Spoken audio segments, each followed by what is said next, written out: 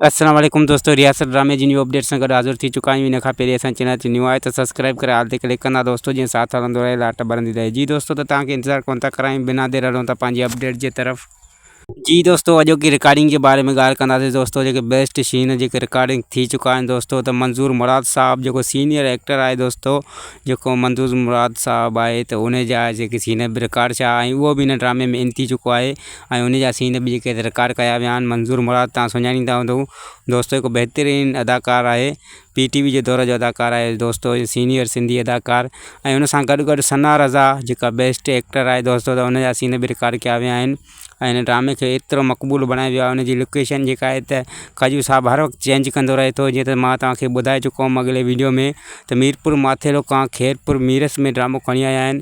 हाणे बि उनजी लोकेशन जेका चेंज कई वई आहे दोस्तों, त उनखे माना कंहिं खैरपुर मीरस जे कंहिं ओस पास ॻोठ में जेको आहे त वरी रिकॉर्डिंग कई पई वञे ऐं हुते बेस्ट सीन वरिता पिया वञनि दोस्तों।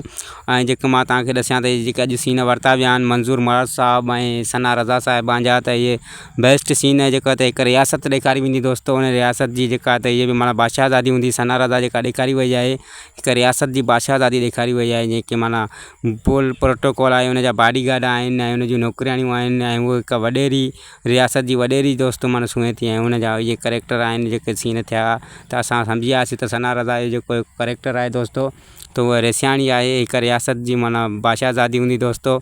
रियासत ड्रामे जो नालो आहे दोस्तों, त हिन में मां सम्झां थो त हीअ रियासत ड्रामे जो जेको आहे त हिन खां वॾेरे खां हटी करे हूंदो। हिन में बादशाह ॾेखारिया वेंदा ऐं माना सल्तनत ॾेखारी वेंदी बादशाह जी कंहिंजी, वॾेरे खां हटी करे ड्रामो ऐं धाड़ेलनि खां हटी करे ड्रामो इहा जेको आहे त बहितरीनु हिन खे बणायो वेंदो। ऐं जेके त धाड़ेल त हूंदा दोस्तों, जीअं त उमेद अली कलवर जो जेको आहे त हथियारनुमा करेक्टर आहे ऐं उन सां पुलिस जी जंग आहे दोस्तों।